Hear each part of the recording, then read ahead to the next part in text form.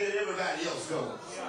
And your testimony may not be now that you retire with a whole bunch of money in the bank. Your track or your record may not be to have 5 degrees at the end of the journey, but hopefully when it's all said and done, and I trust that what God says, God will have a reward for me. And for some of us, that reward is a peace of mind. For some of us, that reward is to be able to sit at the house and know, even if you don't have a whole lot, everything you got is yours. For some of us, the reward is to be able to look at my children and my grandchildren, or my brothers and my sisters, or my friends, and we able to take some trips every now and then and play bingo and don't have to worry about anybody messing with us, that there is an inheritance if you trust God. And so Caleb says, look, I was faithful.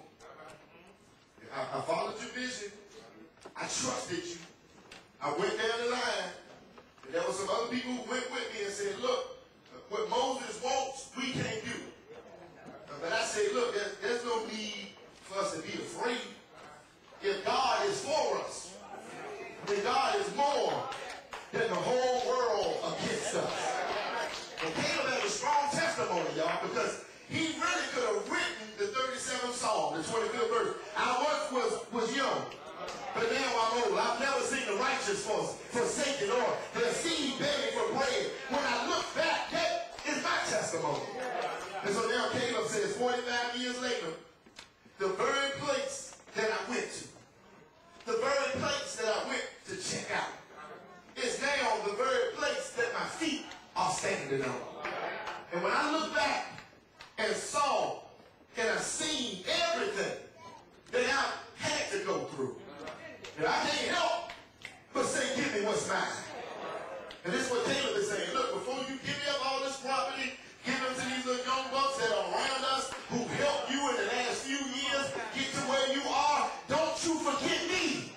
Because I've been here for 45 years, Joshua. When you started off, I was with you. Now, I'm with you. I don't get much press. Many folk haven't talked about me. They haven't recognized all of the blood and sweat that I laid down on the line. But now that it's all over with, Moses said that the inheritance is mine, and what's mine, I want it. But even before he gets it, my favorite part is when he says, God has kept me alive. And I started thinking about it. I said, I don't know how seniors don't get excited. Because I'm only 35, and that's something to get excited about. And when you start thinking about those words, God kept me. Oh, y'all ain't saying. How do you not get excited about that? How do you not look over your life, look back and just not say, God kept me? How do you not think about yesterday and not say, God kept me? How do you not think about last year and 5 years ago and 10 years ago and say, God kept me? How do you not shout about it? I'm 35 and I know there's somebody here 85 that have gone through some stuff. You went through the 20s, through the 30s, through the 40s, through the 50s, through the 60s. That's enough to shout right there. 70s, 80s, 90s. You ain't here in a hole.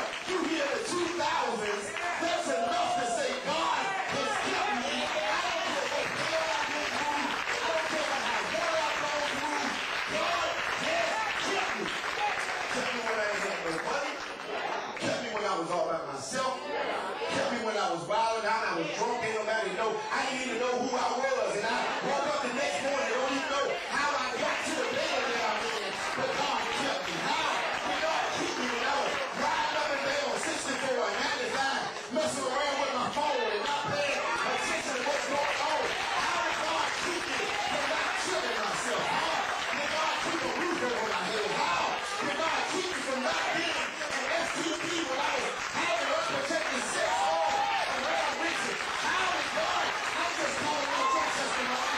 You can stand up when you're ready to me. How did God keep me from killing me when I was losing my life? When I didn't have no job.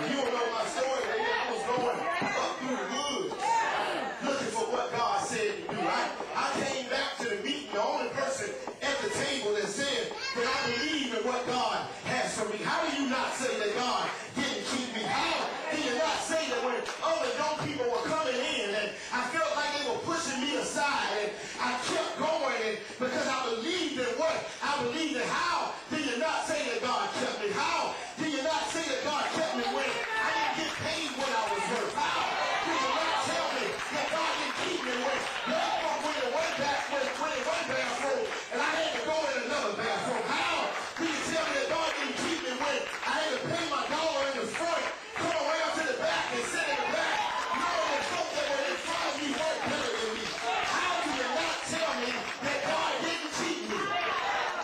Let's take a testimony. And because God kept me, now I can start to see some stuff. Because God kept me now, I can look back in retrospect and say God has been good to me. And guess what? I didn't throw in the towel on the journey because I felt discarded. But I kept going because I know that my responsibility is to do what I do to bless somebody else. Y'all miss it? He didn't say, give me the land, let me cash it in. He said, give me what's mine. I've been there, my feet have been on it, but I know my days are going to be short. And there's going to be somebody else that comes from my descendants who are going to have to live in that land when it's all said and done. And I want my story to be that I gave the best that I could. Even when I didn't get the recognition that other folks didn't get. Y'all listen to what I'm saying. The text doesn't talk about Joshua being the one coming back, saying, let's go forward. The text says that Caleb is the one. But watch this. Could not have Caleb have been insecure and said, you know what? Since Joshua's going to get all the play, all the publicity, I'm out. Oh, y'all missing that. How many of us do the same thing? That we're so self-serving and so seeking that if it ain't about us, we pull out of it. If it ain't about the recognition that we going to get, if it ain't about us being on TV or being in the news, if it ain't about people shouting our name out, if it's not about us getting the honor, the certificates, the achievement trophies, the trophies, if it's not about us getting recognition, then we say we're out. But no, Caleb doesn't do that. I read the whole book of Joshua again this morning just to make sure that Caleb's name wasn't mentioned in Joshua one time until it came to land distribution. And Caleb's testimony is not one of upset. He's not mad that he wasn't recognized for graduating from Maggie Walker or Armstrong. No, he wasn't mad that he wasn't sitting at Tall Hammers or the sit-ins in the 50s and the 60s. No, he wasn't mad that Arthur Ashe got a trophy and he didn't know. He wasn't mad that they talk about Doug Wilder and don't talk about him. No, he just said I was a part of it. I was 40 and this is what happened when I was 40. And now that I'm 85 years old, 45 years later, I want to let you know that I'm still trusting in God. And maybe the same way, as strong as I was at 40, I'm still kicking at 85. And if you want some, come and get some. I understand the focus of singers this morning. We're tired of pity parties. Yeah, I might be 70, I might have a slow leg, might have a